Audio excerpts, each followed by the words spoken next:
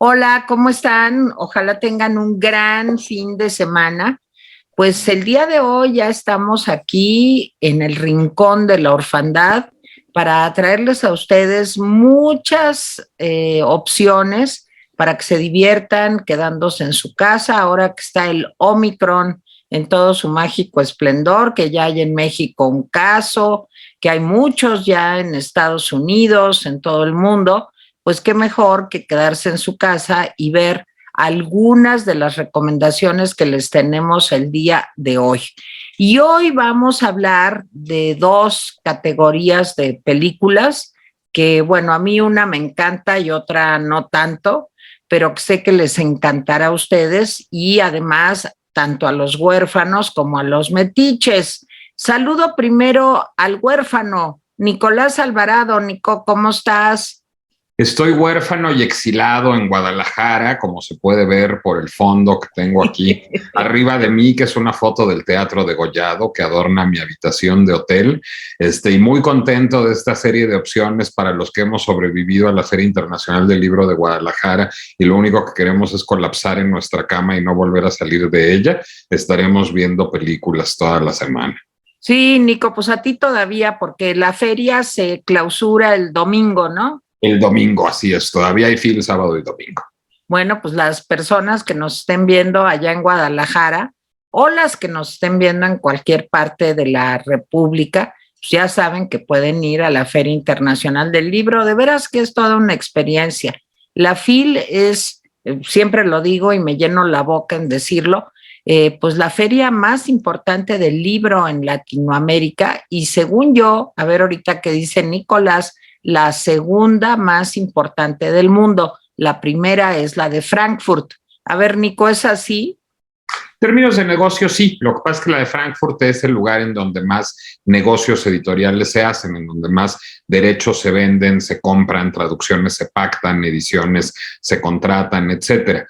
En términos de salón literario, es decir, en términos de foro de discusión y debate de ideas, la FIL de Guadalajara es la más importante del mundo, en el sentido no solo, digamos, de la riqueza de su programa, sino de que es la que más eventos de discusión, presentaciones de libros, foros de debate tienen el planeta.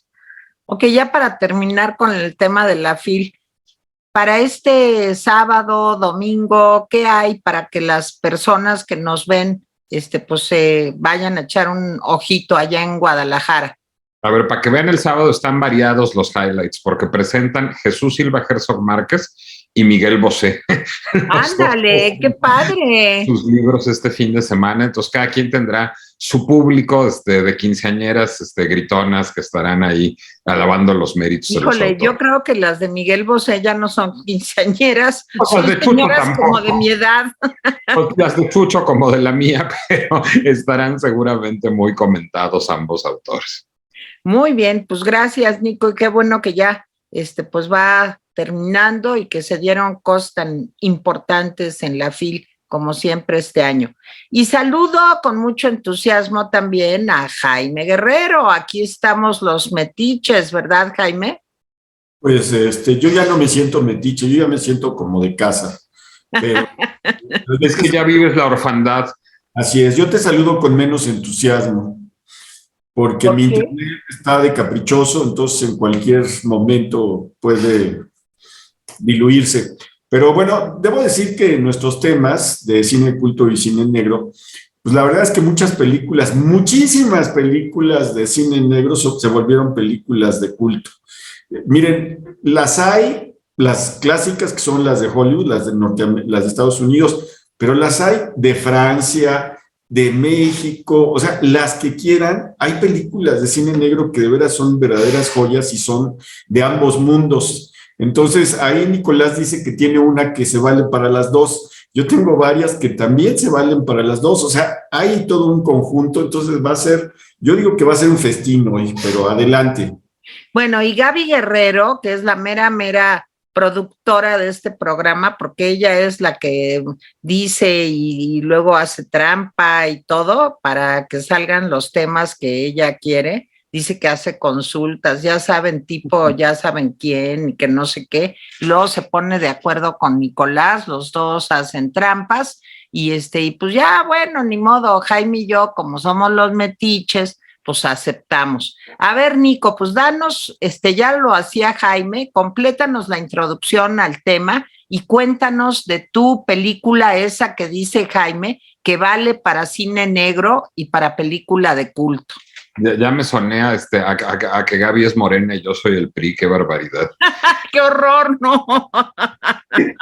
A ver, ahí les va. Bueno, pues sí, a mí las dos categorías me gustan mucho y tienen muchas intersecciones, el cine de culto y el cine negro. Bueno, primero expliquemos qué es el cine negro o el film noir, como se conoce no solo en francés, sino en inglés. Bueno, el cine negro es un género muy heredero del expresionismo alemán, es decir, y de toda esta estética de claroscuros, sombras, perspectivas forzadas que tenía el cine expresionista alemán. De hecho, muchos de los grandes exponentes del cine expresionista alemán llegaron a Hollywood a hacer cine negro.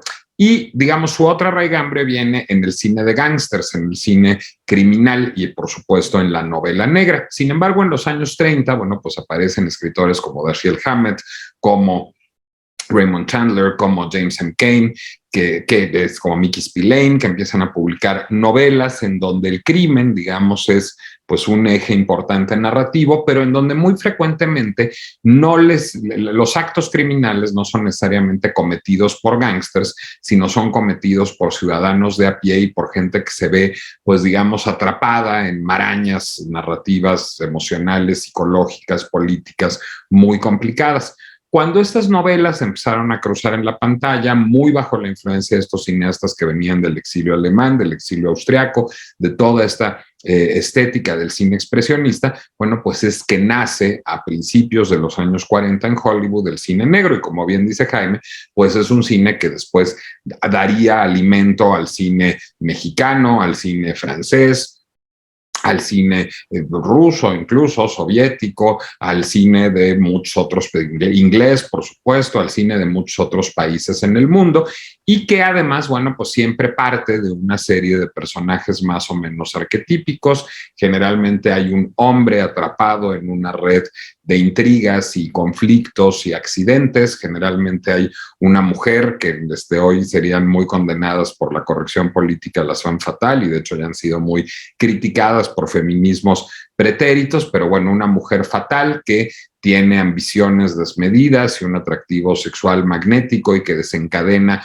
cosas terribles, y hay una sociedad profundamente corrompida. El cine negro siempre parte de un entorno en donde los políticos son oportunistas, la policía es poco confiable, la situación económica es muy opresiva. En ese sentido, bueno, pues el cine negro también resulta siempre muy relevante en sociedades en crisis como la nuestra, y a lo mejor por eso es buen momento para ver cine negro.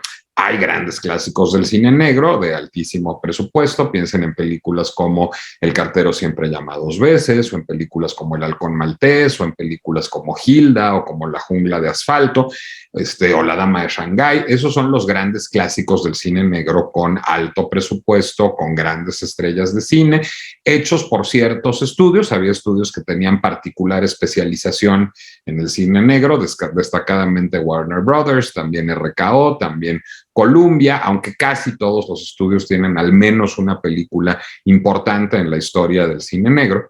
Pero bueno, el cine negro, que es algo que se acuña, digamos, en los grandes estudios hollywoodenses y a partir de la gran migración alemana, aunque no solo, directores como Orson Welles también son nombres clave del cine negro, pues empezó a tener réplicas en los estudios de bajo presupuesto, en lo que se conocía como Poverty Row, la hilera de la pobreza en Hollywood, que eran estudios que hacían películas de serie B.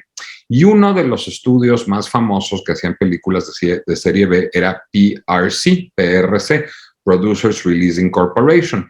Era un estudio pues, de serie B lindando casi con la serie C, porque incluso, digamos, entre los estudios que hacían películas de serie B había clases, o sea, Republic o Monogram eran los estudios que a veces llegaban incluso a ser una película de gran presupuesto, y PRC era pues de los que eran de veras miserables y que trabajaban sin estrellas, sin grandes directores, en donde a lo mejor recalaba algún gran nombre del cine, pero cuando ya iba de capa caída o cuando apenas iba en ascenso, y eran películas que hacían hacían, pues, de estudios que hacían películas con presupuestos muy angustiados, muy castigados, en muy poquitos días, con actores poco conocidos y que, bueno, pues buscaban rentabilizar esto a partir del bajo costo de sus producciones. Para hacer una película de serie B, es una película cara y es una película que se hizo con tiempo y cuidado, la que voy a recomendar hoy, que se llama Detour o Desviación. Es una película de 1945 de Edgar G. Ulmer. Bueno, ¿quién es Edgar G. Ulmer? Edgar G. Ulmer es un director austriaco que se formó primero como escenógrafo de Max Reinhardt, el gran director de teatro alemán, que trabajó con él en Viena primero y después en Berlín, que después fue asistente de Murnau. Mientras era asistente de Murnau, participó en una película experimental que se llamaba Menschen am Sonntag o Gente en Domingo, junto con otros jóvenes cachorros del cine experimental alemán que eran, fíjense nomás quiénes, Billy Wilder, Fred Zinnemann y Robert Siodmak. Entre los cuatro dirigieron esta película experimental que lo que buscaba era hacer un retrato, una sinfonía urbana. Estaban de moda las sinfonías urbanas en los años 20, finales 30, principios, sobre la gente que pasaba un domingo en Berlín. Y a partir de este éxito, Murnau lo contrata como su asistente y se lo lleva a Hollywood, Murnau, cuando hace su primera película hollywoodense, que es Sunrise. Entonces él recala en Hollywood, trabaja con Murnau en un par de películas y empieza una carrera como director con una película de alto presupuesto que es muy recordada, que es El Gato Negro, una de las películas del ciclo de horror de la Universal. Mientras Ulmer está trabajando en la Universal, es casi como una historia de cine negro lo que les voy a contar, se liga a la esposa de un productor que es sobrino de Carl Laemmle, del dueño del estudio. Y entonces cuando se descubre este affair, Laemmle no solo lo corre, no solo el sobrino de Laemmle se divorcia de su esposa, es decir, de la mujer que era amante de Ulmer, sino que ambos quedan absolutamente proscritos. Había códigos de vetar en toda la industria a personas que fueran indeseables y Laemmle apela a los otros estudios de Hollywood, a la MGM, a la Paramount, a la Warner, a la RKO, para que no le den trabajo a Ulmer ni a su esposa en ninguna circunstancia. Y entonces es por eso que ellos recalan en una compañía que hace películas de serie B como PRC y se la pasan el resto de su carrera trabajando con unos presupuestos muy exiguos en condiciones muy complicadas porque son básicamente unos parias de Hollywood. Bueno, en este sentido, digamos, Ulmer empieza a ser un director muy exitoso en el contexto de estas producciones de bajísimo presupuesto y logra, se sabe ahora después de mucha investigación, que le autoricen un presupuesto millonario, digamos, para lo que era hacer una película en PRC en aquel entonces, $100,000. Pensemos que una película equivalente en un major, en un gran estudio, hubiera costado a lo mejor $1,000,000, o sea, como con la 10ª parte de lo que hubiera costado una película de cine negro en aquella época en Hollywood. Él filma una película basada en una novela popular que se llama Detour, con dos actores que no son conocidos. La actriz principal de Detour, que ahora es una figura de culto, es Anne Savage. Anne Savage venía de tratar de ser una figuranta en la MGM, hizo algunos cortitos cuando empezaron a llegar ahí Judy Garland, Lana Turner, Ava Gardner, pero no logró ser una estrella de esa magnitud. Recaló en la Columbia, trataron de hacerla como una Rita Hayworth de segunda, pero eso tampoco funcionó y se descubrió trabajando para PRC. Y Tom Neal, que era un actor de serie B que llevaba mucho tiempo trabajando en esos y otros estudios. Son actores que hoy son casi solo recordados por esta película. Detour es una película que tiene mucho del espíritu del cine negro y particularmente, diría yo, de las novelas de James M. Cain. Tiene muchos vasos comunicantes con El cartero siempre llama 2 veces. Empieza en un merendero en medio de la nada, a las afueras de Reno, Nevada, en donde llega un hombre terriblemente deprimido. Alguien pone una canción en una rocola, él no soporta oír esa canción en la rocola y eso lo lleva a empezar a contar su historia. Resulta que él es un pianista con aspiraciones de ser un concertista de piano, pero que no ha logrado, digamos, ser contratado por una orquesta o tocar en una gran sala de concierto y que por lo tanto toca el piano acompañando a una cantante en un cabaret de mala muerte. La cantante es su prometida, se van a casar, él va a seguir luchando por llegar a la sala de conciertos Pero en el camino ella le dice pues, que francamente ella va a posponer la boda porque ella no quiere vivir esa vida de miseria y se va a ir a probar suerte en Hollywood y lo abandona. Él, después de emberrincharse un rato, decide que la va a perseguir hacia Hollywood, pero pues como es muy pobre, se va de aventón. Tomando el aventón, aparece un Lincoln, que fue la cosa más cara de la película, rentar el Lincoln, por supuesto. Aparece un Lincoln en donde un hombre muy amable le da el aventón. Es un hombre rico, es un hombre que le dice que va de Nueva York a Los Ángeles por asuntos de negocios, lo invita a comer, comen muy bien, se caen muy bien, se alternan el volante, porque pues, es una manejada larga de Nueva York a Los Ángeles, y entonces le está tocando a nuestro protagonista manejar, parece que está dormido su acompañante, el propietario del coche, y de pronto pues descubre que no está dormido, que está muerto, que le dio un infarto manejando. Y en un, pues digamos, momento de pues, casi, digamos, destino ineludible, él decide, pues presuntamente porque va a parecer sospechoso que el tipo se haya muerto de un infarto con él, pero también porque le viene bien, asumir su identidad, asumir su nombre, asumir sus papeles de identificación, ostentarse el dueño del automóvil y seguir hacia Los Ángeles con su dinero y con una pues presunta nueva vida, mala vida. Ve a una mujer en la carretera, una mujer muy hermosa, le da un aventón, piensa pues digamos que ya además tiene pues hasta con quién hacer ese viaje a Los Ángeles, se le empieza a olvidar la novia y resulta que esta mujer era la prometida del muerto. Y resulta que esta mujer había tenido un pleito violento con el muerto, se había bajado del coche, ha estado viajando de aventón también y ella, por lo tanto, sabe que ese coche, que esos papeles de identificación, que ese dinero son del muerto y ahora lo que decide es chantajear al impostor y decirle: yo sé que esto todo es de él, seguramente tú lo mataste, pero si no lo mataste, de todas maneras es muy sospechoso lo que haces y te voy a arrastrar conmigo a menos que hagas exactamente lo que quieras. Yo me peleé con él por dinero y vamos a empezar por vender el coche y el dinero del coche me lo vas a dar a mí. Ahí me quedo, digamos, con la narrativa. A partir de esto, esta mujer fatal va a, pues digamos, ir tendiendo una telaraña en torno a nuestro protagonista, llegarán a Los Ángeles, tratarán de vender el coche, resultará que el padre del muerto, del dueño del automóvil, también acaba de morir y hay una herencia de por medio y habrá condiciones, pues digamos, muy, muy angustiantes y muy intrincadas que van a destruir la vida de este hombre.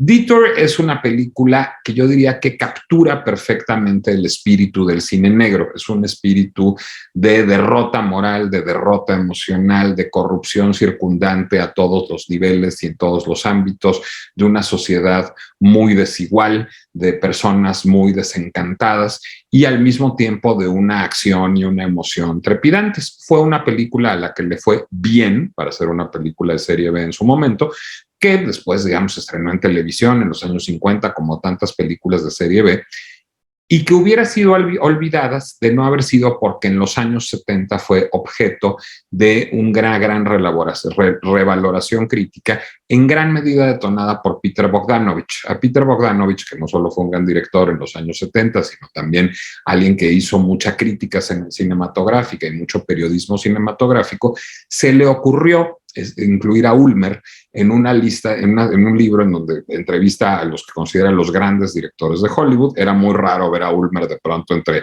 Sternberg y Cukor y Wilder y Hitchcock, y digamos, pues como en un canon al que él presuntamente no pertenecía. Y a partir de esto, pues hubo una revaloración crítica de Detour, se restauró, se reestrenó, forma parte de Criterion Collection hoy. Ha habido muchos es una película de culto, de cineclub, considerada entre los grandes títulos de la historia del cine negro, habiendo sido una película de serie B. Pero además, bueno, pues es un ejemplo, digamos, de cómo la serie B arrojó grandes productos cinematográficos. Cosa curiosa, con todo y este pedigrí que adquirió después, como PRC quebró, la película está en el dominio público.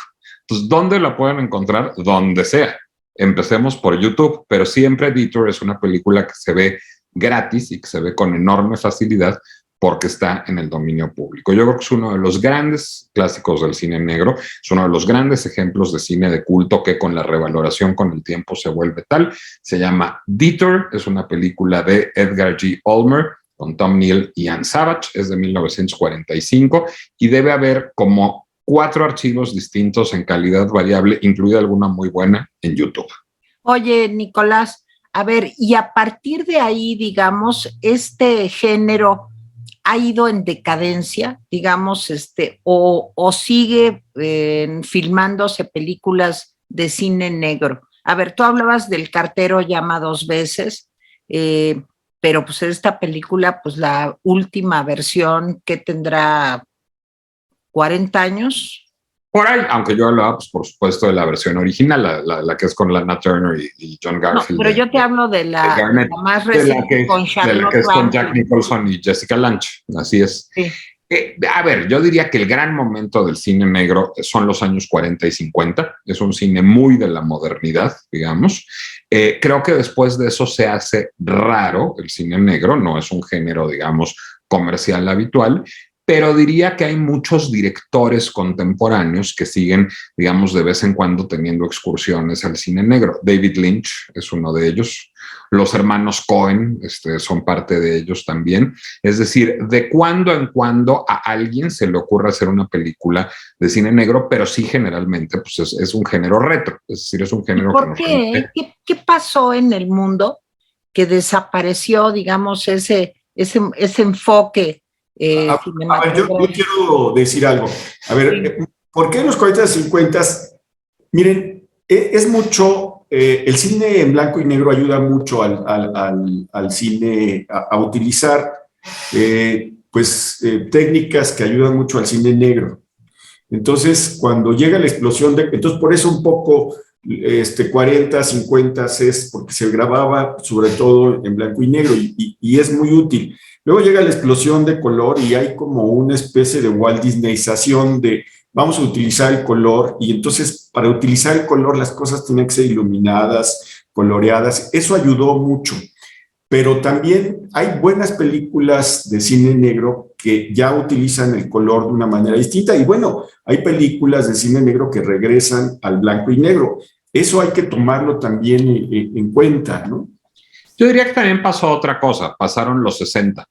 Es decir, pasó Vietnam, pasó el 68, pasó el auge del Technicolor, es decir, esta sociedad con roles de clase y de género tan rígidos es como parte consustancial del cine negro. Yo creo que justamente el espíritu de los 60 es completamente contrario al espíritu del cine negro. Entonces, yo creo que también, pues, digamos, un cambio de perspectiva, o sea, esta sociedad racista, clasista, dividida, con problemas muy de la modernidad, digamos, misógina, es muy la premisa del cine negro. Yo creo que el mundo post-60 pues ya hace necesariamente del cine negro un producto retro. Ok. ¿Nos puedes decir en español cómo se llama la película, Nicolás? Pues supongo que se llamará Desviación, nunca le he visto título en español. ¿Y tú dices que se llama? Sí, Detour, en español se llama igualito, Desvío. Desvío. Desvío, pero yo creo que eso de desvío debe ser en castizo. Sí, ¿verdad? Desvío. Y eso, sí, y se puede ver en YouTube. En YouTube se llama Detour, Detour. Ok. Jaime Guerrero, pues ¿cómo ves? Entonces tú vas... Sí, yo quiero decir algo sobre Detour. Cuando vi la película no reconocí a nadie. Dije, ¿qué es esto? O sea, pero a nadie. Y le iba a cambiar de canal, pero la narrativa es muy buena. Es una película que te atrapa en la narrativa y dices, esto no puede estar pasando cuando vas viendo. Y años después tuve la oportunidad de verla completa porque debo confesar que cuando la pesqué en televisión, pues la vi, no sé, como con 20 minutos de inicio, pero yo decía, ¿y esta película de dónde salió? Porque no reconocía, pues dije, ¿y estos quiénes son? No los conocía, a lo mejor era ignorancia, pero también hay que decirlo que es una película muy bien narrada, es una película muy entretenida, y te captura desde el principio. Yo no sabía este asunto de Peter Bogdanovich, pero bueno, pues es muy de él.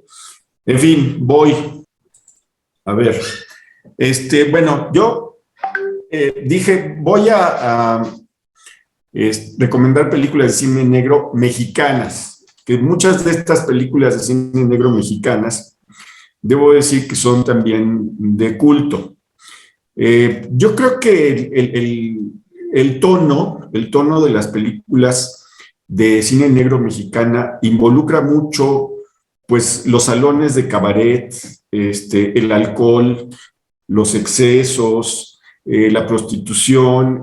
Era una sociedad como, pues, más allá, con una premisa moral muy relajada, ¿sí? Entonces, por ahí se fue el cine negro mexicano. Debo decir que tal vez la primera película es de Alejandro Galindo, Mientras México duerme. Va a ser en calidad de Jet. ¿Qué película les recomiendo? Esa de Mientras México duerme, véanla. No sé dónde esté, yo la he buscado para volver a verla y no la encontré. Pero debo decirles, miren, está Distinto Amanecer, que es una película de 1943. Distinto Amanecer está en YouTube. Es una película de Julio Bracho, que tiene una fotografía espléndida de Gabriel Figueroa, ¿sí? Con la actuación de Pedro Armendáriz, de Andrea Palma, de Narciso Busquets. Es una película de las más destacables de Pedro Armendáriz. Pedro Armendáriz está genial. El argumento es muy sencillo. Pedro Armendáriz, un líder sindical lo asesina un gobernador, y el amigo del líder sindical asesinado, que es Pedro Armendáriz, tiene que buscar pruebas que involucren al gobernador Vidal, y en el transcurso se ayuda de Julieta, que no es otra más que Andrea Palma. Déjenme decirles que los manejos de blanco y negro son impresionantes. Creo que es una historia de amor mezclada entre una trama, pues, policíaca. Es una película muy recomendable, es uno de los mejores Pedro Armendáriz que se va a ver. Otra que también es clásica y de culto, la segunda película que recomiendo es La Otra, de 1946. También está en YouTube. De veras, es un lujo ver esta película. Es una dirección impecable de Roberto Gabaldón. La estelariza, perdón, Dolores del Río. ¿Quién más? Víctor Junco y José Baviera, ¿sí? La película es un guión de José Revueltas y Ryan James, sobre un cuento de Ryan James. José Revueltas trabajaba mucho, este gran escritor mexicano, pues ya olvidado, desgraciadamente, que estuvo en la cárcel, creo que un 30% de su vida, porque era comunista y se peleaba con los comunistas, se peleaba con el gobierno y terminaba en la cárcel. Pero era uno de los, pues vivía en buena medida de hacer guiones de cine, y este guión de La Otra lo realizó él. Les voy a decir que la música es espléndida, es de Raúl Lavista, y la fotografía es de uno de los mejores fotógrafos del cine mexicano, Alex Phillips, y la escenografía es ni más ni menos de Günter Gerzog. De veras que es un lujo esta película. No hay manera de perderse sobre esta película. Miren, la historia es bastante simple, pero está muy bien involucrado todo. El argumento es, Dolores del Río hace dos papeles, de María y de Magdalena, que son hermanas gemelas. Entonces, un día la hermana pobre asesina a la rica, porque la envidia, asesina a la rica y se deshace de su cadáver, pero resulta que la vida, la mala suerte, la alcanza, y entonces tiene que pagar por un asesinato que no cometió. Pero digamos que hay una especie de justicia poética en el asunto. Véanla. La Otra está en YouTube. La tercera película que recomiendo es La Diosa Arrodillada, de 1947. Está en YouTube también, es otra joya. Nuevamente está Roberto Gabaldón y José Revueltas, este dúo. y hacen el guión entre ellos. El relato de La diosa arrodillada era de Ladislao Fodor, no me acuerdo cómo se dice. Y déjenme decirles quién está. Está María Félix y Arturo de Córdoba en esta película. Está involucrado el deseo, la pasión, el crimen, los bajos instintos. Es una película que está considerada como de las mejores películas mexicanas de todos los tiempos. De veras, o sea, si a usted le gusta el cine y no ha visto La diosa arrodillada, véala. Es la tercera película. El guión, ya le dije quién es, la fotografía es de Alex Phillips. Creo que el argumento es muy sencillo. Arturo de Córdoba hace el papel de un millonario que tiene un amante, que es Raquel, que es María Félix, tiene una esposa, que es Charito Granados. Resulta que le obsequia a su esposa una estatua, y la estatua de una mujer desnuda, pues la mujer desnuda está basada en el modelo de María Félix. Entonces, pues la amante le exige al millonario que se divorcie de su esposa y se case con ella. Finalmente muere la esposa en circunstancias muy misteriosas. Y bueno, pues a ver qué pasa, no se la voy a spoilear, véanla, es la tercera. Otra película que es pavorosa, pero es una obra de arte, Los Olvidados, que es una película de culto de 1951, que está asombrosamente en YouTube. Miren, esta película la tienen que ver, pero le voy a decir una cosa, sí la tienen que ver con un cierto estado de ánimo, porque es una película muy, muy fuerte. Es de Luis Buñuel. Déjenme decirles que está un actor que se llama Roberto Cobo. Seguramente muchos conocen el trabajo de Roberto Cobo. Roberto Cobo ha hecho dos películas maravillosas. Los Olvidados es una. El otro, no me acuerdo cómo se llama, donde es el papel de homosexual. En fin, no me acuerdo. El guión de esta película, Los Olvidados, trabajó Luis Alcoriza, el propio Buñuel y Max Hope. La película es Alfonso Mejía, ¿no, Jaime? Uno de los actores es Alfonso Mejía, si no recuerdo mal. No me acuerdo, mira, me acuerdo de Estela Inda, que es la mamá de Pedro, me acuerdo de Miguel Inclán, me acuerdo de Alfonso Mejía. Sí, es Pedro, claro. Sí. Me acuerdo de Roberto Cobo, insisto, Roberto Cobo hace el papel del famoso Jaibo y está gigante. Sale Almadelia Fuentes, también como la Meche. Y bueno, pues es una película durísima que plasma la miseria de una parte de la Ciudad de México y cómo se va, pues no hay lugar más que para sobrevivir, y para sobrevivir se tiene que hacer lo que sea, incluso matar, engañar, robar, etcétera, etcétera. Otra película, y esta es la quinta, La Noche Avanza, de 1952, también está en YouTube. Esta está inspirada en un argumento de Luis Espota, y de nuevo Roberto Gabaldón, José Revueltas y Jesús Cárdenas hacen el guión. Es una película, pues yo creo que ya, ahora sí que moderna. Está Pedro Armendáriz, que hace el papel de un pelotari. Está Anita Blanche, está Rebeca Iturbide, en fin, son de los que me acuerdo. Se supone que Pedro Armendáriz, que curiosamente, y es la única película en donde yo lo he visto sin bigote, es un pelotari que tiene muchas mujeres, una de las cuales pues es Anita Blanche, ¿sí? Entonces, Marcos además tiene una amante, imagínense una amante, digamos, de planta, que es no me acuerdo cómo se llama, creo que es Lucrecia, y luego tiene otra enamorada, y luego, en fin, entonces se va involucrando Marcos en una trama en donde el engaño, la vida disipada, rica, empieza a mezclarse con cuestiones criminales. Hay vistas a La Habana, curiosamente, una Habana pues desconocida para nosotros ahora, una Habana pues moderna, etcétera, etcétera. Y por último, le voy a recomendar una película de ensayo de un crimen.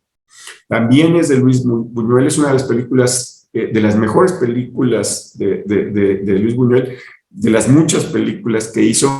Déjenme decirles que tiene un tono de humor negro. Ya hemos comentado Ensayo de un crimen aquí, según recuerdo.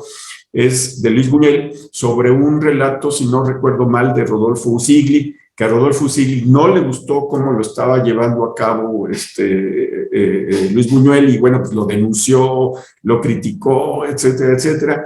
Y esta película es con Ernesto Alonso, que se supone que siente que es un asesino, porque quien desea que muera, muere en circunstancias. Se supone que hay una escena al principio donde él es un niño y desea que su nana se muera, y empieza a oír una balacera, él se mete a un armario, según recuerdo, y bueno, pues la mujer, la nana, hace lo que todo buen mexicano cuando oye balazos en la calle, se asoma por la ventana, lo cual es algo absurdo y tonto, y por supuesto una bala perdida la alcanza y la mata, y desde ahí el niño considera que quien desea que se muere, pues se muere, y él siente que es un criminal. Es una película deliciosa.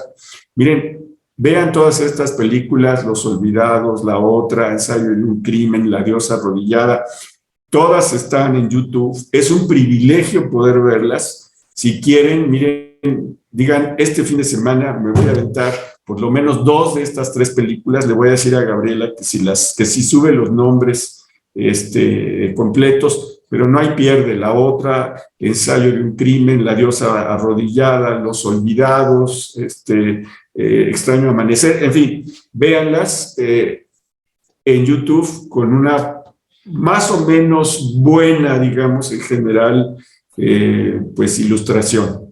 En fin. Sí, yo Los Olvidados estoy totalmente... Perdón, Jaime, ¿qué decías?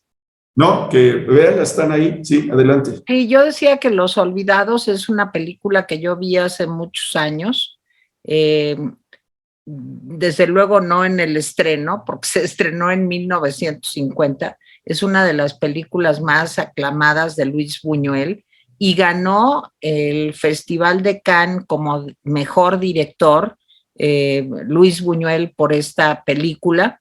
Pero es una película terrible, de veras durísima. Aparte tiene algunas escenas, pues las más horrorosas, digamos, pues producto del toque surrealista de Luis Buñuel. Sale ahí una escena en donde la mamá de uno de los protagonistas, no me acuerdo de cuál de los dos, si de Roberto Cobo o de Alfonso Mejía, pues le ofrece de cenar así como los intestinos de una de las víctimas. O sea, es una película muy fuerte, de golpes a minusválidos, de crímenes con personas tullidas, en fin, es una película muy fuerte. Es una obra de arte, yo coincido con Jaime, pero pues sí se necesita como estar de buenas, yo creo, para poder verla, porque sí muestra pues como lo que desgraciadamente sucede todavía en zonas marginales. Aparte, la película empieza con escenas de niños marginados o de ciudades marginadas, no solamente de México, sino en los suburbios de Nueva York, de París, tratando de mostrar que este fenómeno de la niñez abandonada y de la niñez olvidada, por eso se llaman Los Olvidados o jovencitos olvidados. Pero en general, el problema no solamente niños y jóvenes, sino en general. Sí, es un problema pues, universal. Nico, ¿algún comentario? Nada más déjame decirte algo. La película esta de Los Olvidados fue una película que no le gustó a muchos políticos en México en aquella época. Pusieron muchos obstáculos para que se viera. Era una película como que era muy difícil verla en su época. Se estrenó, según recuerdo, no en 50, sino en 51, pero bueno, pues no recuerdo bien. Pero sí, es una película que tuvo muchas trabas y al final pues, la película se ha vuelto pues, una película de culto. Sí, pero me parece que lo que refleja, tú decías que era parte del surrealismo de Luis Buñuel, yo creo que la realidad mexicana es surrealista, ¿eh? De acuerdo. Sé que es un lugar común del tamaño del Monumento a la Revolución, y cada vez que reniego de ese lugar común digo, pero es cierto. Entonces hay lugares comunes que son ciertos. Nico, ¿algún comentario? Y yo quiero celebrar la intervención de Jaime y manifestar mi profundo desacuerdo con varias de las cosas que ha dicho, pero me parece un hallazgo absoluto que haya hecho una selección de cuasi cine negro mexicano. Ahorita voy a decir por qué el cuasi, me parece que la selección es espléndida. Solo tendría 2 observaciones y unos datos complementarios. Observación 1. No, yo no creo que José Revueltas sea un escritor olvidado. Yo creo que José Revueltas es en todo caso un guionista de cine olvidado, pero yo creo que obras como El Apando o como Los Muros de Agua se han quedado para siempre en la historia de la literatura mexicana. Digo, hay curiosidades que a lo mejor son poco conocidas como sus escritos políticos o sus guiones de cine, pero yo creo que José Revueltas es un clásico de la literatura mexicana. 2, me parece un hallazgo grande de Jaime y digno de celebración, el haber recuperado a Roberto Gabaldón como uno de los grandes directores del cine negro. Tanto así que pocos lo saben, pero La Otra, que es esta película que hace Gabaldón con Dolores del Río, va a conocer un remake hollywoodense en 1964 que se llama Dead Ringer, dirigida por Paul Henreid, con Bette Davis y Karl Malden, y es una película buena, pero menos buena que La Otra. 3, yo voy a estar en desacuerdo con Jaime en que Los Olvidados es una película de culto. Yo creo que es un clásico absoluto, es decir, yo creo que es una película que tiene reconocimiento universal y creo que escapa, digamos, de las convenciones de la extravagancia del cine de culto o del género del cine negro, que es una película única, rara y magistral, pero creo que va más allá del cine de culto. Y 4, tanto Los Olvidados como Distinto Amanecer son películas recientemente restauradas. Hay un proyecto que lleva ya algunos 10 años de Fundación Televisa y la Cineteca Nacional de restaurar cada año un clásico del cine nacional, y tanto Los Olvidados como Distinto Amanecer han sido objeto de ese programa. A mí me tocó ver las 2 en pantalla grande, porque normalmente en cada muestra de cine se reestrena alguna de estas películas restauradas y es hermosísimo verlas restauradas. Por alusiones, Jaime Guerrero, antes de darle la palabra a una persona que acaba de unirse a este grupo, nada más decir que haber sido discriminada. A ver, en general decir que estoy de acuerdo con los desacuerdos de Nicolás. Sí, porque en efecto, muchas de estas películas, por eso decía yo al principio de mi intervención que era cine negro a la mexicana, y que muchas de estas películas son películas maravillosas de culto. Estoy de acuerdo en los desacuerdos. Los Olvidados sí es una película de culto, sí es un gran clásico, sí es una película única. Yo también creo que, por ejemplo, El Ensayo de un Crimen de Luis Buñuel también es una película maravillosa con un sentido de humor negro. Debo decir nada más, yo leí todo Revueltas, sus ensayos políticos, hasta sus obras, todas, era parte de la cultura de izquierda que los trotskistas teníamos. Entonces Robert, como era un comunista anti-PC, pues para nosotros era como un héroe nacional. Entonces, pues lo leíamos con singular alegría, José Revueltas, pero más allá de eso, debo decir, José Revueltas es un gran escritor, yo creo que uno de los mejores escritores del siglo XX. ¿Por qué digo que está olvidado? Porque miren, veo mucho en los programas de lectura y de literatura que no se le lee tanto como a otros autores. Esa parte, por eso digo que está olvidado. Yo quisiera que se leyera más. No es un escritor comunista, sí toma temas como de una sociedad fuertemente reprimida. El Apando, por ejemplo, es una de sus obras más conocidas, pero no es una de las mejores, mejores obras. Los Muros de Agua sobre las Islas Marías, en fin, pero tiene novelas. Los Errores, por ejemplo, yo les voy a decir, es un millón. Así, o sea, quien lee Los Errores dice, wow, Revueltas tiene otro nivel. En fin, sí, para mí Revueltas es un gran escritor, pero siento que no se le lee. Entonces ya, Yo te voy a decir, claro que los errores es muy importante. Te voy a decir por qué tengo tan en la cabeza el apando y los muros de agua. Porque yo escribí una obra de teatro hace unos años que se llama Te vuelve a marcar, que son 4 monólogos concatenados. Uno está basado en revueltas y está basado sobre todo en esos 2 libros. Por eso los tengo tan frescos en la cabeza, por haberlos trabajado. Yo quiero celebrar que Gaby Guerrero viene disfrazada de Marlene Dietrich en Manpower, que es una de mis películas de cine negro favoritos. Trae exactamente el look de Marlene Dietrich en Manpower con George Raft y Edward G. Robinson. Y casi que es lo último que voy a decir porque ya me tengo que ir a la fila, entonces creo que en unos minutitos voy a desaparecer de aquí.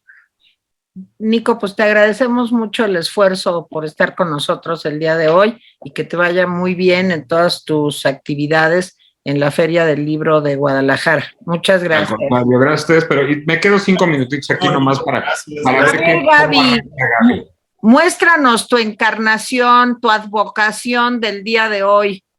Si tuviera un cigarro, podría hacer humo aquí, de unas cortinas francesas, así para que se me reflejen y le hago así como... Eso. Todos son unos insectos. Exacto. Estoy disfrazada, la verdad es que estoy disfrazada de una persona que va a ver cine de culto y cine noir. Estoy disfrazada de beatnik. Perfecto. Eso me encanta, es como de mis años. Pero sí, yo soy la Gabinik. Yo no soy beatnik, yo soy Gabinik. Y entonces vengo, y estoy muy... Para empezar, me estaba acordando, ahorita que dijo mi papá lo del surrealismo, me contaron una historia en la universidad, no sé si sea cierto, pero siento que sí es cierto, que André Breton vino una vez a dar una clase de surrealismo y que después de estar en México 2 o 3 días, dijo, yo no tengo nada que enseñarle a los mexicanos acerca del surrealismo, y se fue. Y no sé si sea cierto, pero siento que puede ser cierto. Déjame decirte, sí es cierto, André Breton llega a una cantina, él obviamente hablaba francés, y se encuentra que en esa cantina mexicana alguien hablaba francés. Entonces dice, ¿pero qué es esto? ¿Cómo puede ser? En fin, sí, hay muchas leyendas y mitos sobre eso, y la historia es deliciosa. No me acuerdo si fue Renato Leduc al que se encontró. Yo conocí a Renato Leduc cuando daba clases él en la Prepa 1. Yo era muy chico, obviamente, y él pues era maestro. Y Renato Leduc, a mí nunca se me hizo un gran escritor, pero se me hacía un gran conversador. Es todo. Te voy a decir, Renato Leduc es una calle terrible porque yo siempre me pierdo ahí. Esa es la calle que siempre se me pierde. Pero más allá de eso, ya que llegamos a esto, ya no supe si íbamos a hacer noir o íbamos a hacer de culto, porque la verdad es que si hubiéramos hecho solo noir me hubiera disfrazado como tipo así como con el velito y un sombrerito gracioso y el cabellito así como de los 40, pero descubrí que, número 1, no sé hacerme el cabellito así, porque no tengo los implementos necesarios. Ok. Y número 2, pues me confundí con todo lo del noir y culto, así que traje muchas opciones. Gaby, pero si son las trampas que tú y Nicolás siempre hacen, por favor, por favor. Así debe de ser, la vida con trampas. Si no, no así debe de ser. Entonces, yo voy a empezar primero con la película de culto, y mi película de culto va a ser, bueno, realmente van a ser 2, y una va a ser... qué raro, qué raro. Una va a ser The Princess Bride, que es la novia princesa, supongo que le pusieron aquí. Es Cary Elwes, Mandy Patinkin, Robin Wright y André el Gigante. Es un cuento de hadas maravilloso, es una película de los 80, del 85, 86, y es una historia de un abuelo que le está contando a su nieto una historia, o sea, le está leyendo un cuento, porque el nieto pues está enfermo. Pues, finalmente entras al cuento con el abuelo, pues, y te cuenta la historia de Wesley, que es un monito de una granja que no tiene ninguna aristocracia, ningún linaje. Este es Cary Elwes, y está enamorado de la princesa Buttercup, que es Robin Wright. Y entonces, obviamente, a la princesa todo le pasa, es como un cuento de hadas, tiene que ir tras la princesa, entonces a la princesa la quieren casar con un tipo, se la llevan a otro castillo, y ahí va Cary Elwes atrás de ella por todos lados, y en el camino se hace amigo de un montón de personas súper raras, una de las cuales es Mandy Patinkin en el papel de Íñigo Montoya. Y si han visto algún meme de eso, es Mandy Patinkin disfrazado como de pirata, con una espada, y dice, mataste a mi padre y ahora vengo a cobrar mi venganza. Es una escena maravillosa, es una película increíble. André el Gigante está súper gracioso. Esa película la pueden ver en Netflix, lleva como 8,000 años en Netflix. Yo la he visto como 1.7 millones de veces, yo creo. Es de verdad, es una película que yo creo que no tiene el respeto que se merece, porque todo el mundo la ve y dice, ah, pues es una película como de niños. Y sí es una película de niños, pero no solamente de niños. Entonces vayan a ver The Princess Bride. La segunda que les voy a recomendar es una película que vi primero la nueva que la vieja, porque la vieja la acaban de subir a Netflix hace 2-3 días, y es Fright Night, que aparentemente aquí le pusieron Noche de Espantos. Yo vi Fright Night, la versión nueva, con Colin Farrell hace unos años, y me pareció aceptable. Y en ese momento, no me acuerdo si fue mi papá o mi mamá, que se voltearon y me dijeron, Fright Night tiene una versión original y no es esta, es una película de los 80s. Yo dije, ¿what? Nunca la vi, se me pasó. La subieron hace poco en Netflix, la vi, y es una película, no sé si es mejor, a mí me gusta más la nueva, pero ciertamente es una película hiper kitschy. Tiene todo ese como kitschy de los 80s, es exagerada, es maravillosa, es graciosa. La historia es súper fácil, es un niño que está viviendo en su casa en los suburbios de Estados Unidos, y a su lado se muda un vampiro, y el único que se da cuenta es él, porque todo el mundo está encantado con este hombre, porque es guapo, es rico, es amable, es maravilloso. Entonces les dice a todos, oye, pero es que es un vampiro. Yo vi que se comió una chava, yo vi que tiene colmillos, y nadie le cree. Obviamente nadie le cree, todo el mundo lo ve así como, estás viendo demasiadas películas de terror, ya, vete a dormir. Y pues no. En la película de los 80s es tan exagerada. Hay un personaje que está basado en Vincent Price, que se llama Peter Vincent. De hecho, querían conseguir a Vincent Price para hacer Peter Vincent, pero no se dio el asunto. Que es una especie de actor especializado en cosas sobrenaturales. Obviamente no sabe nada de cosas sobrenaturales realmente. Entonces, cuando se encuentra con este vampiro, el niño va a pedirle ayuda a Peter Vincent, y resulta que Peter Vincent no tiene idea de qué es esto, no creen en los vampiros, no creen absolutamente nada. Entonces todo se sale de control.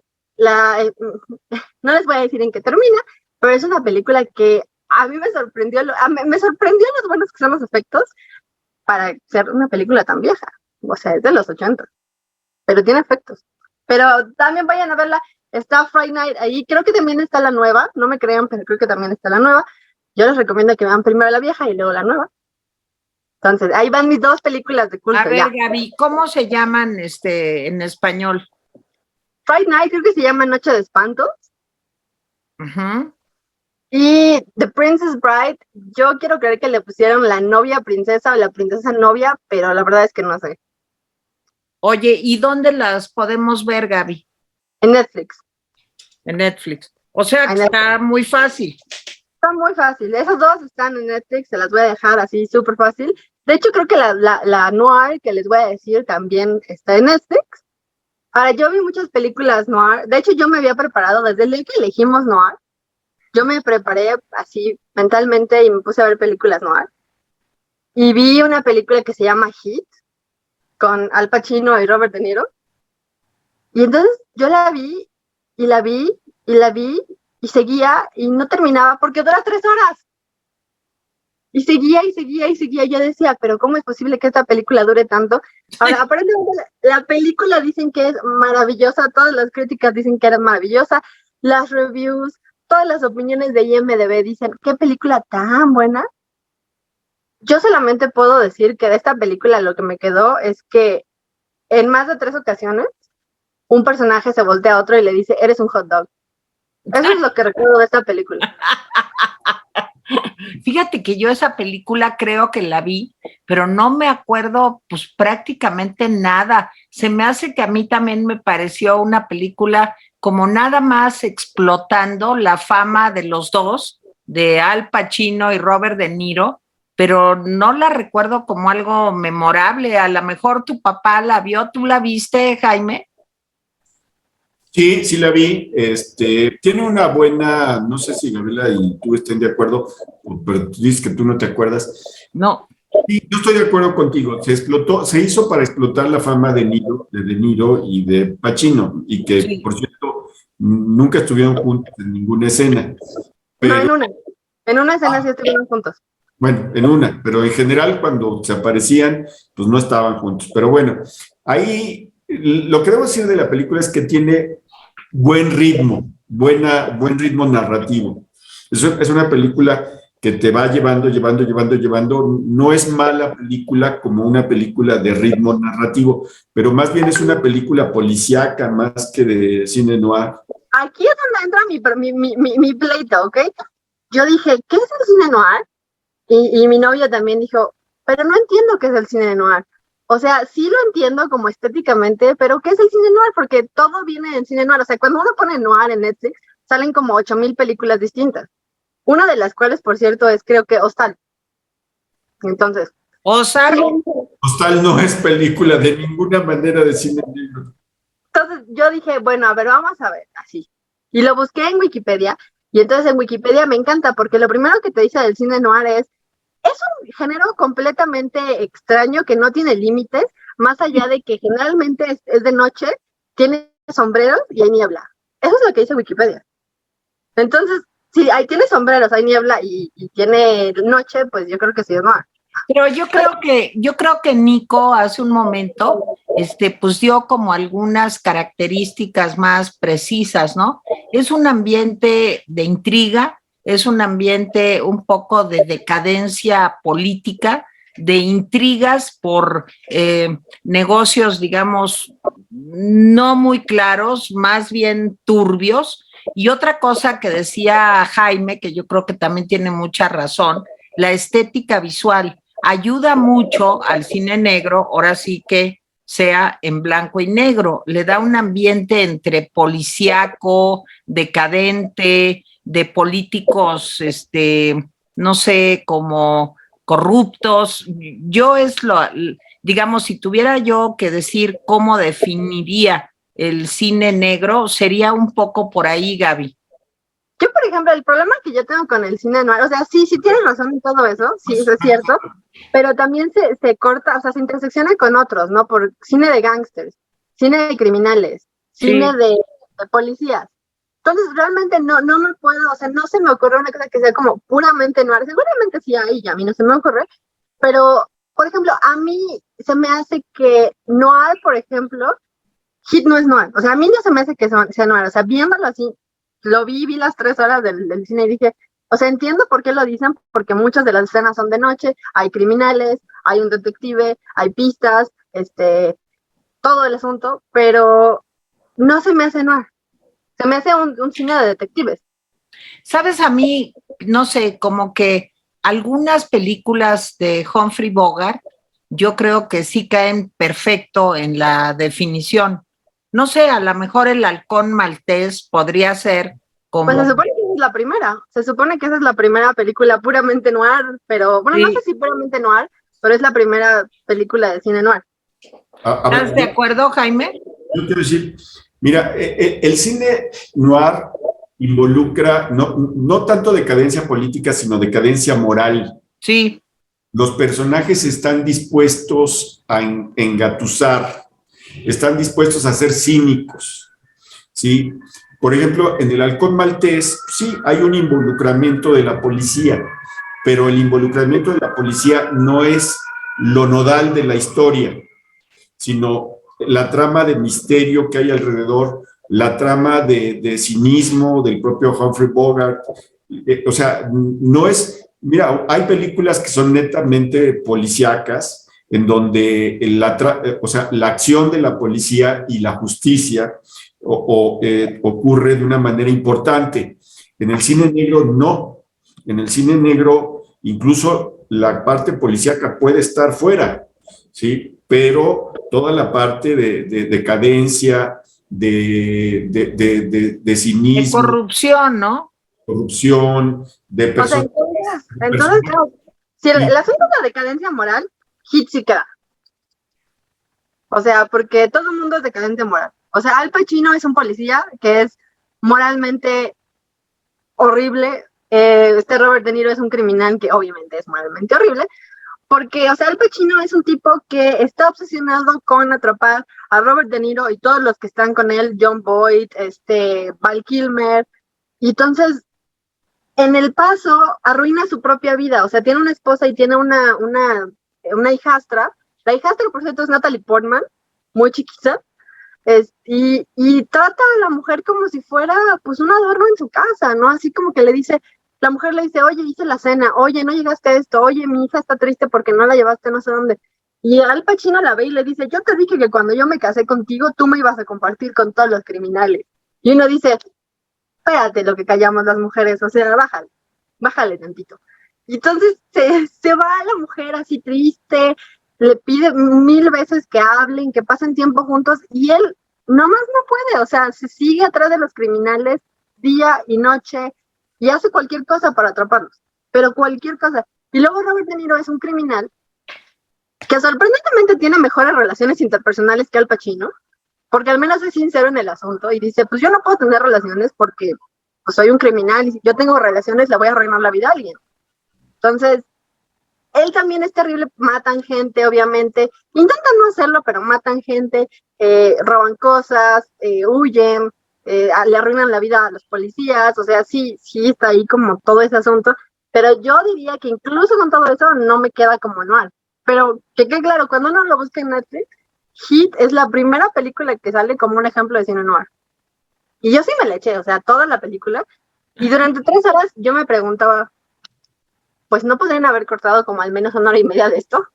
Y yo creo que sí podrían haber cortado 1 hora y media de eso, pero creo que querían seguir viendo a Al Pacino y a Robert De Niro. La segunda película que vi es más noir, me parece mucho más noir, pero me parece que también a la gente le gustó mucho menos. Es una película que se llama Terminal, con esta mujer que la hace de Harley Quinn, que se me acaba de oír su nombre.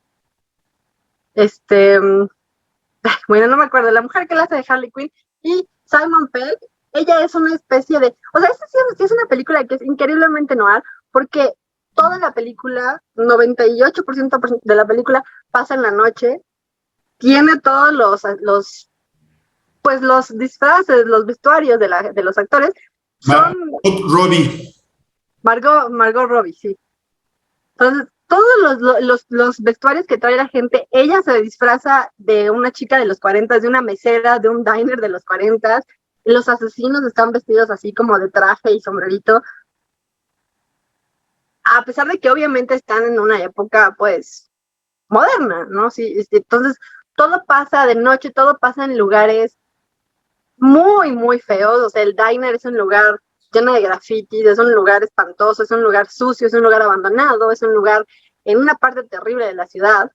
Se la pasan en una estación de trenes, se la pasan en un departamentucho así como de 5 pesos espantoso, con las paredes así llenas de moho. Entonces es una película que sí tiene toda la estética de lo noir, así de lo hiper elegante a lo hiper feo. Y entonces Margot Robbie es este personaje que realmente nunca sabes quién es, entonces no les voy a decir, nunca sabes quién es Margot Robbie hasta el final de la película. Es parte del asunto. Entonces, Simon Pegg es un hombre que está muriendo de una enfermedad, va a un diner, conoce a Margot Robbie y entonces le dice que él quiere matarse antes de morirse, porque no se quiere morir sufriendo. Entonces Margot Robbie lo ayuda como a imaginarse formas de morir, que te aplaste un tren, tirarte de un edificio, que alguien te acuchille en el metro, cualquier cosa.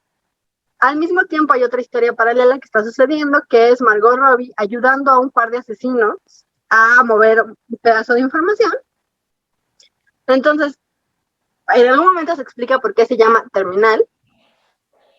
Es una película que yo sé que a mucha gente no le gustó. De hecho, tiene muy malas críticas en IMDb. Creo que tiene 4.8, una cosa así. A mí me gustó mucho. Tiene un sentido del humor oscuro. Es muy británica. A pesar de que claramente están en un lugar como Estados Unidos, todos son británicos. O al menos están actuando como británicos. Es un sentido del humor súper británico. Y eso es una película que le roba como a 800 películas formas de morir. Te puedes morir como en Batman, o te puedes morir como otro en esta película. Entonces es de veras maravillosa. Margot Robbie está increíble. Cuando Simon Pegg y Margot Robbie están en el diner platicando de formas de morir, es súper gracioso. Y me va a gustar todavía más porque es una película de venganza femenina. Ok. No les voy a decir por qué, pero al final no se ve, yo creo que por 1 hora de la película no se ve nada de la venganza, y no sabes que nadie va de venganza, hasta que de pronto resulta que es venganza femenina y es maravillosa. La venganza de la mujer es increíble, la ama. Ella está muy perturbadora, está mucho más perturbadora que como Harley Quinn. Entonces, esa también es otra película que se me hizo mucho más noir, por cierto, que Hit. Ok. Pero Pues, mi última trampa ajá. va a ser algo que yo sé que nadie aquí nadie lo va a hacer porque, bueno, a lo mejor Teresa, no lo sé. Es un juego. Y ese juego se llama BioShock. BioShock es el juego más noir que pueden jugar en el mundo. BioShock es la historia de Jack. Jack es pues un personaje que de pronto termina tirado en una ciudad. Pero ¿qué es lo único? La ciudad está al fondo del mar. Entonces, ahí te empiezas a aprender toda la historia. Hay una ciudad al fondo del mar que se llama Rapture, que fue construida por un magnate billonario que se llama Andrew Ryan. Y Andrew Ryan decidió que como el mundo de afuera está lleno de parásitos, y con parásitos se refiere a gente que necesita seguro social, gente enferma que no puede trabajar, amas de casa, toda esa gente son parásitos, decide que eso es parásito y decide que él va a construir una ciudad donde todo funcione bien, al fondo del mar, le pone Rapture, y es una ciudad completamente art deco. Es una ciudad que está completamente hecha a la onda de art deco. Él mismo es una figura súper Ayn Rand. De hecho, toda su filosofía viene de Ayn Rand. Entonces, es hiper realista, es hiper práctico. O sea, él no tiene tiempo para emociones, para empatía, no. Él va a lo que va. Y entonces construye esta ciudad. Obviamente, ¿qué pasa cuando pones un montón de gente al fondo del mar y no los dejas irse? La gente enloquece. Entonces, en algún momento en la ciudad de Rapture, deciden hacer una especie de serums que se ponen y tienen poderes. Pues, o sea, sí desarrollan poderes, pueden prender fuego, pueden mover cosas con la mente. Entonces, resulta que estos serums, con mucho uso, pues vuelven a la gente como zombies, hiperagresivos. Entonces, de pronto tienes una ciudad que estaba hermosa, así llena, maravillosa, y de pronto está llena de zombies con superpoderes. Y Jack llega ahí, Jack realmente él no se acuerda de cómo llega ahí, él está de pronto en esa ciudad, despierta, se empieza a enterar de todas estas cosas de aquí por allá. Él está intentando averiguar no solamente cómo llegó ahí, sino que quién es, porque él tampoco tiene recuerdo de quién es.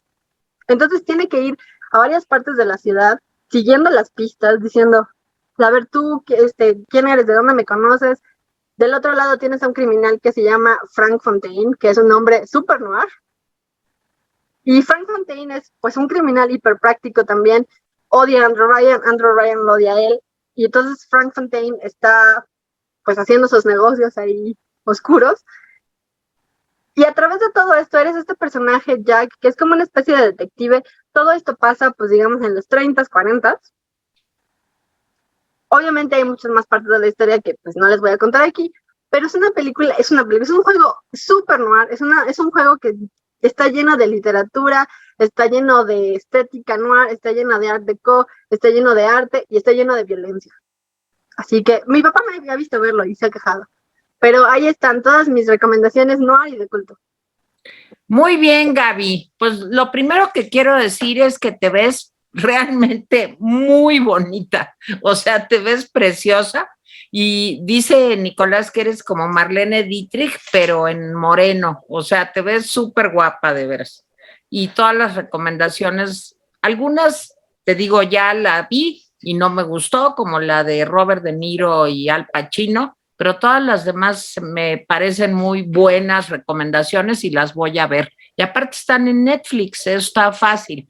Bueno, a mí me queda como siempre muy poquito porque todos me hacen trampa, pero yo les voy a recomendar una sola película que es de culto y que es una de mis películas favoritas de todos los tiempos, y es The Night of the Living Dead, o sea, La Noche de los Muertos Vivientes. Esta es una película que se considera que empieza pues con, digamos, la generación de las películas de zombies. Es una película de George Andrew Romero, hijo de un español, por cierto, de Cádiz, y de una austriaca, si no recuerdo mal. Bueno, y La película, cuando yo la vi hace ya muchos años, es una película que se estrenó en 1968 de terror, pues se volvió una película de culto y aparte de una película de culto es un clásico, como les digo, porque si a ustedes les gustan las películas de zombies, yo soy, bueno, hiper fan de las películas de zombies, pues tienen que ver esta, porque aquí comenzó todo. Bueno, pues resulta que en esta película, pues todo comienza cuando una pareja de hermanos van a dejarle unas flores a su padrastro, que está muerto, y de pronto allí en el cementerio, la escena es un poco ominosa, pues sale un ser, parece una persona, pero ya si te acercas más y lo ves, pues te das cuenta que es una persona como cadavérica, pues que comienza a atacarlos y ellos salen corriendo, espantadísimos, se suben al coche, empiezan a ver que no solamente es él, sino que hay más personas de este tipo con esta apariencia como cadavérica, logran llegar a una granja perdida en quién sabe dónde, se meten ahí en la granja para tratar de refugiarse, pero de pronto empiezan a ver pues que los zombies comienzan a acercarse a esta granja donde estos dos hermanos están refugiados. A lo largo de la película vamos viendo que esta casa que ellos creen que está sola, porque solamente ven a una mujer que está muerta en la casa, pues no está tan sola, porque resulta que en el sótano hay una familia que ya había experimentado esto de que había algo raro que estaba pasando y se esconden en el sótano de la casa, pues para no ser capturados por los zombies. Bueno, el chiste es que logran que prenda porque no hay luz y es una película desde luego apocalíptica. Logran prender la televisión, una televisión de esas en blanco y negro, así como de bulbos, chiquita. Acuérdense que es de 1958 la película. Y entonces ven pues que se habla de que no sabe cómo, pero que de pronto surgió, ya saben, los malvados virus y que estos virus están haciendo que despierten los muertos y que tengan pues, esta calidad de muertos vivientes.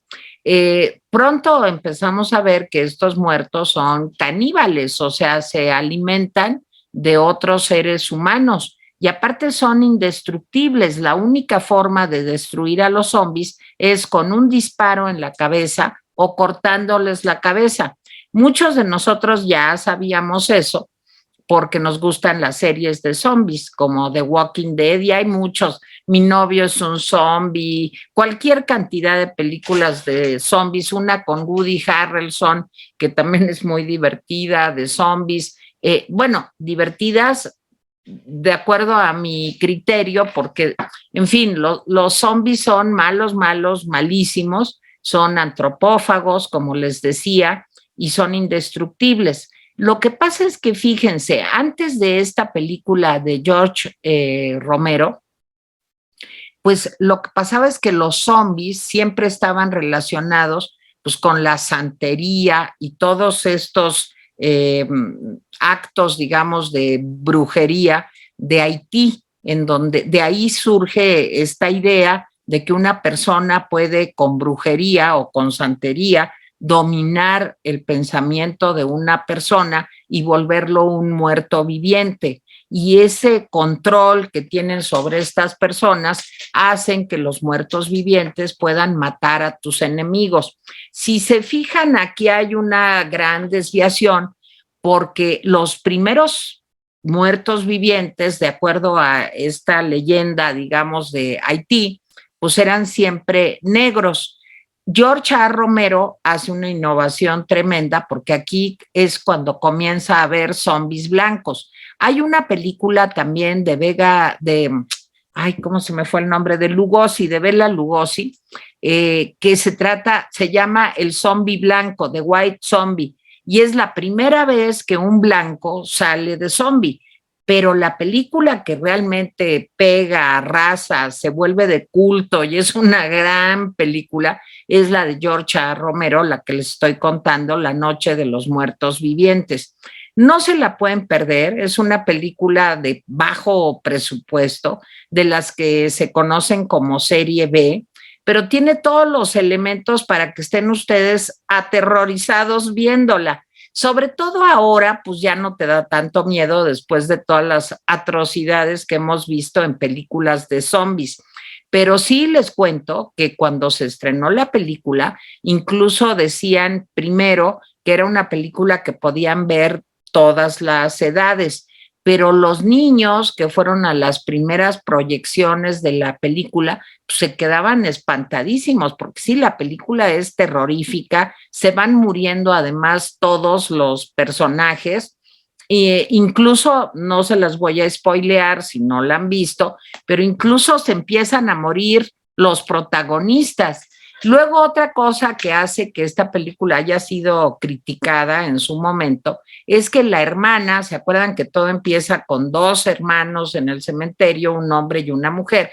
Pues la hermana tiene un papel ahí como secundario, como que es vulnerable, como que es débil, como que necesita la protección de los hombres. Luego se han hecho otras versiones de los muertos vivientes y en estas nuevas versiones, Beatriz, que así se llama la protagonista, pues ya tiene un papel pues como más activo y realmente pues menos dependiente de los hombres.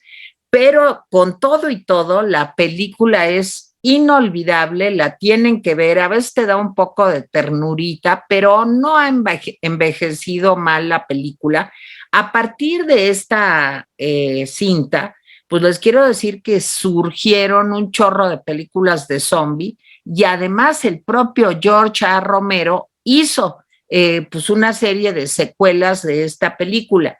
Una fue, por ejemplo, El Día de los Muertos, La Tierra de los Muertos, otra de 2005, El Diario de los Muertos de 2007, Sobreviviendo a los Muertos de 2009. O sea, hizo 6 sagas, 6 continuaciones, digamos, derivadas de esta primera película de zombies. Y es lo que te viene siendo, de acuerdo a lo que yo entiendo, una verdadera película de culto. Es una película que se hizo con muy bajo presupuesto, que tuvo muy buenas ganancias y que a pesar de lo, digamos, naif que es, o sea, es una película en el fondo bastante ingenua y bastante modesta, pues no les alcanzaba para hacer esto bien, así como ahora los efectos especiales, el maquillaje y tal. Sí es una película terrorífica y te digo, y es una película muy sorpresiva porque se van muriendo los que tú crees que no se van a morir.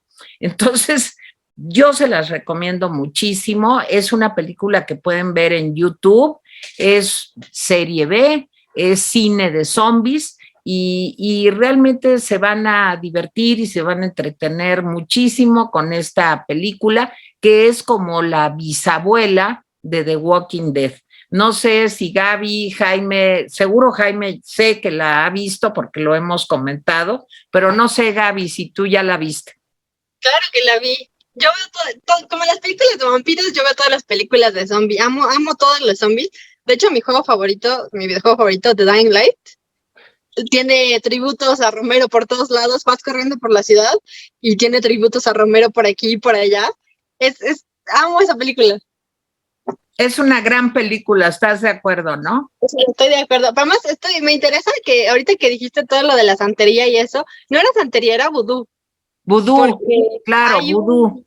De hecho, si les interesa el tema, hay un documental de la BBC que se puede ver en YouTube acerca de la realidad de los zombies en Haití, que resultó que sí eran reales. Obviamente no eran zombies. Eran gente que era envenenada por fugu. Estaban envenenados por un pez que está relacionado al pez globo, pero se puede pescar en las aguas de Haití. Se llama tetradotoxina, creo que se llama la cosa.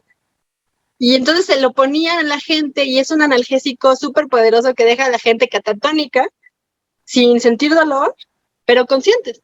O sea, bueno, una especie de conciencia en donde son profundamente sugestibles y les puedes decir cosas. Entonces, es un documental maravilloso, de verdad, vayan a verlo. Oye, y yo les recomiendo una película que es de mis favoritas, no sé si la han visto, que se llama, a ver si me acuerdo, El arcoíris y la serpiente, Se llama con La Martin serpiente y Sheen. el arcoíris de Wes Craven. Sí, es una gran película. Y es una película que aborda los zombies desde un punto de vista antropológico, bueno, medio antropológico, digamos. Sí, pero es una película terrorífica, ¿eh? De veras es una película terrorífica. Yo cuando la vi, la película, de veras, miren que yo soy poco asustable, o sea, no soy miedosa con las películas, pero esta película que yo creo que está en Netflix, se llama así, ¿no, Jaime? El arco iris. La serpiente y el arco iris. La serpiente y el arco iris, de veras, no se la pierdan. Si le gustan como a nosotros, los zombies, los vampiros, el vudú, todo esto, y tiene mucha razón Gaby, yo me equivoqué, no es santería, es vudú, exactamente. Hay incluso una película de James Bond, no sé si se acuerdan de ella, fue de las primeras películas de James Bond, en donde sale una escena en Haití, en donde los malos son justo transformados en zombies, y forma parte del control del malo de la película. Creo que se llama Nunca digas nunca, no lo recuerdo exactamente, pero es una de las grandes escenas de una película de James Bond, antes de que ya se desvirtuara el pobre de James Bond, por razón. Más allá de todas las cosas de zombies que hemos mencionado, que hemos visto, ninguna me ha dado miedo. O sea, The Walking Dead me da como cosa, pero no miedo. No, claro. Me da así como o sea, como Dios. Pero no me dan miedo. El documental da miedo, porque el documental es realmente, por ejemplo, te cuentan las historias de gente a la que convirtieron en zombie. Y una de las historias es una mujer que cometió adulterio y entonces el marido pagó para que la convirtieran en zombie. Y entonces la mujer, pues, la secuestran, la llevan a un hechicero vudú, le ponen esa madre, no sé si se toma o se lo ponen en la piel, la verdad. Y entonces la mujer creo que pasó como 5 o 6 años en este estado como semilúcido. Trance. En el que realmente pues ella no tenía ningún control ni sobre ella ni sobre su cuerpo. O sea, ella hacía lo que le decían, o sea, ve a pararte ahí, ve a hacer aquello, ¿ves? Y entonces sí, ella mata a tal persona. Y pasa como 5 o 6 años en ese trance espantoso y después, o sea, obviamente la mujer está pues traumatizada, está súper traumatizada y te cuentan esas historias y uno dice, ay, qué horror, o sea, qué horror, y eso todavía pasa, o sea, eso hasta donde yo sé todavía pasa. Que, a ver, ya no quiero que nos tardemos más porque está muy largo el programa, pero había la leyenda que este dictador de Haití, Duvalier, convertía a sus guaruras, los tontón macuts, en zombies y que justamente eran personas pues que estaban como en este trance y que cometían los crímenes más atroces que se podrían haber cometido durante la dictadura de Duvalier. Seguro tú lo recuerdas, Jaime. Sí, bueno, pero sí, es una leyenda, pero los tontos macuts, es una leyenda. Pues eran especialmente, más bien eran gente que se drogaba, más que convertidos en zombies, o sea, eso ya está probado, que eran cuates que se drogaban para cometer toda clase de atrocidades. Y en ese sentido, pues creo que la historia nos ha enseñado que casi todos utilizan esos métodos cuando quieren dominar por la fuerza, ¿no? Bueno, oigan, pues ya nos vamos, de verdad les trajimos hoy de veras una variedad de temas absoluta, de épocas, de películas de todos los tiempos, con todos los relatos posibles y géneros. Jaime, ¿tú querías decir algo? En un minuto. A ver, Noche de Espanto me parece una película deliciosa. Es la película con Roddy McDowell, ¿no?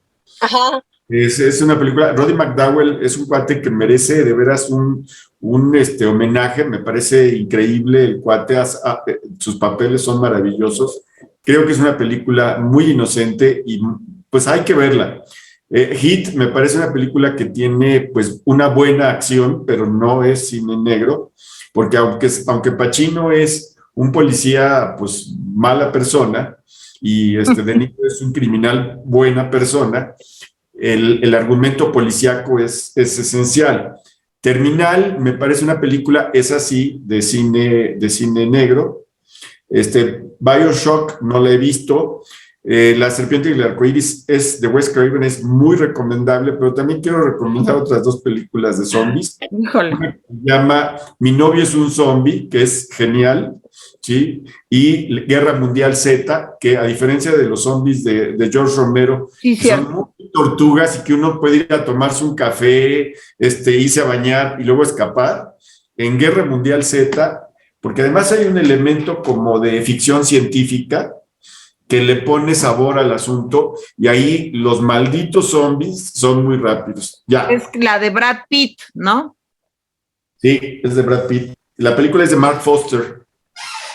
Ok, bueno, pues espero que les hayan gustado las recomendaciones de hoy, y a nombre de Gaby Guerrero, de Nicolás Alvarado, de Jaime Guerrero y de su servidora Tere Vale, les damos las gracias. Recomiéndennos, suscríbanse, compártanos, díganos de qué tipo de películas quieren que hablemos, y la próxima semana nos vemos en una emisión más del Rincón de la Orfandad. Adiós, chicos, muchas gracias. Bye.